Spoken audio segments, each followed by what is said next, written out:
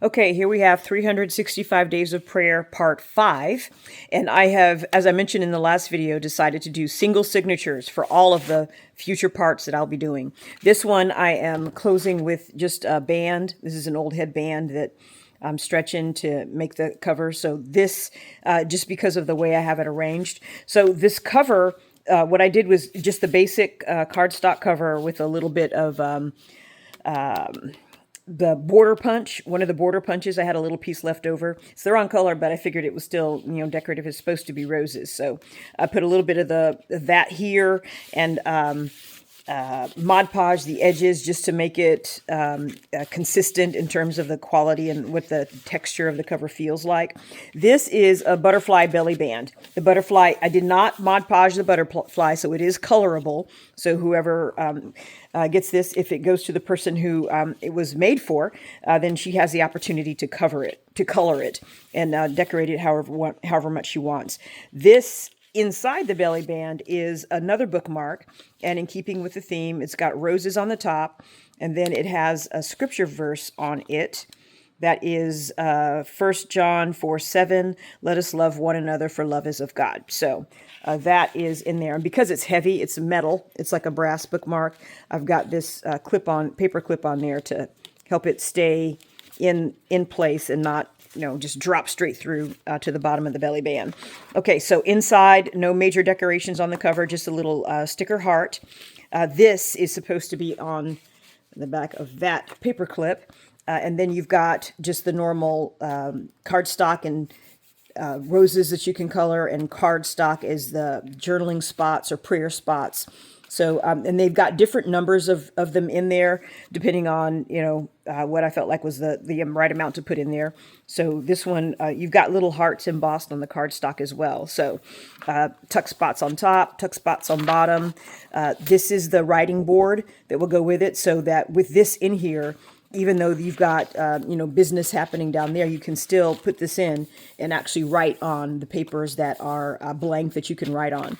The other side of this one, of course, and the reason it's here is because it felt like it would stick in better or fit in better. I may have to put it in the center, though, because, I may have to put it in the center. But I have it here for the first page that you can actually use it on, but I'll probably put it in the center or the back in the end. So, again, pockets, tuck spots, embossed decorations. So when I try not to overdo the decorations, and I'm running out of stickers. So when I have an embossed element here, paper clipped, I will not put a sticker.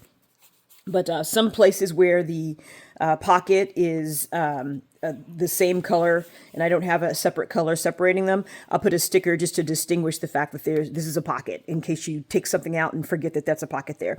And I'm not sure how I did these, but they are not multi-layer pockets. They're pockets that only go one way. So if you try to put something through there, that is actually more of a belly band, and could fall right through depending on how heavy it is. So that is a tuck spot behind there, but I'm not using it as a pocket until the journal gets to the hands of its person who will love it.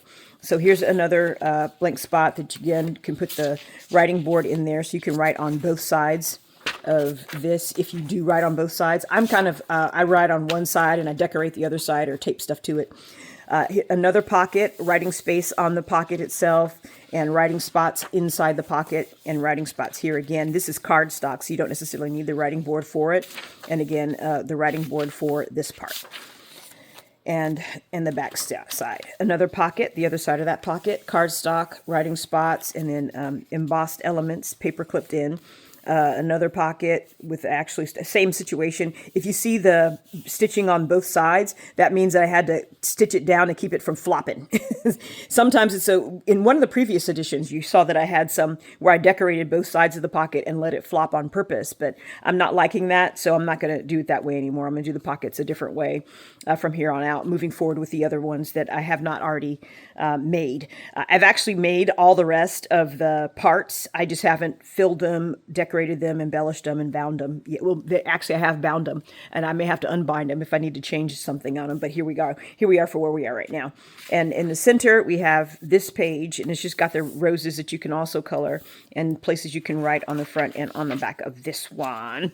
So, and more places to write. A pocket with tucked elements and embossing element. And I'm trying to keep them enough in here to where it keeps them tight enough so that they don't slide. But like I said, I'm running out of stickers, and I'm also running out of pink cardstock. So I might have to reevaluate the color schemes in the future ones that I haven't stuffed yet. More space, more journaling space. This is another punched element that I'm just putting under the paper clip. It's actually folded over, and it's just they're corner punches basically on a strip of cardstock and with a rose emblem. And I might need to ink that to make the design more apparent. But since it's on off-white paper, it kind of shows up a little bit better on this one. But yeah, that flips over to both sides. And the only reason is this would stay in there without the paper clip, but I wanted to put that decorative element on there. And another place to write. More pockets, and again, embossed element. Yeah, I probably need to put more stuff in this one so it will be a little bit tighter. Embossed elements, so no stickers. Embossed elements and a little corner punch, so no stickers. I may move the corner punch to a different page. And then you have the back side of the coloring page from previously. So this one is just a blank piece of paper on the front and the back. And again, writing board to the rescue. You can write on the back and you can write on the front. And then the final pocket, tuck spots in here. I probably don't need an embossed element in here because you got the rose, but I like it. And I like the contrast with the teal and the pink. So I went ahead and put that one there. And I think these are my last ones. I might have to emboss more or use a different element for the future. So back of this, more tuck spots. And I had a lot of these offcuts. They're very narrow. So I put a bunch of them in here so that... did I have any more of those? I think I've used them all up. I put a bunch of them in here because I write a lot. So this is not the style of prayer journal I would use because I write a lot when I do write. But I know a lot of people don't write that much. And I want to make it to where it's not daunting, where they look at it and see all this blank paper and like, but so that they can pick out this and say, well, yeah, I can write a short prayer for so-and-so, put their name and date on it. And then on the back of it can write the resolution, see how God answered that prayer. So that's why there are some of these really small elements included. And here is another belly band. I had another strip of cardstock that I punched and put it over top of an offcut of pink cardstock, and then made a belly band. And this is actually glued down, not sewed down. I prefer sewing because it's more reliable, I think, but this is glued down and it seems pretty sturdy, but it's also pretty loose.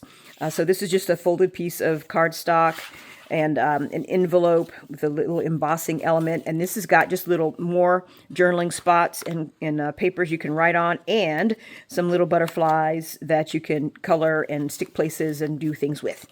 And so that is what I chose to stick in the belly band. I tried to make it fat so it would be a little bit tighter and not slide around, but I don't want to make it too fat because then it'll disturb the balance of the book. And I chose not to decorate the back on this one, just to make it easier to tell which way is up, because it can be difficult with these plain cardstock covers that I'm using for this particular series. So I'm going to put the writing board in the back because I think that's probably going to be the best way for it to stay in without getting bent, and put the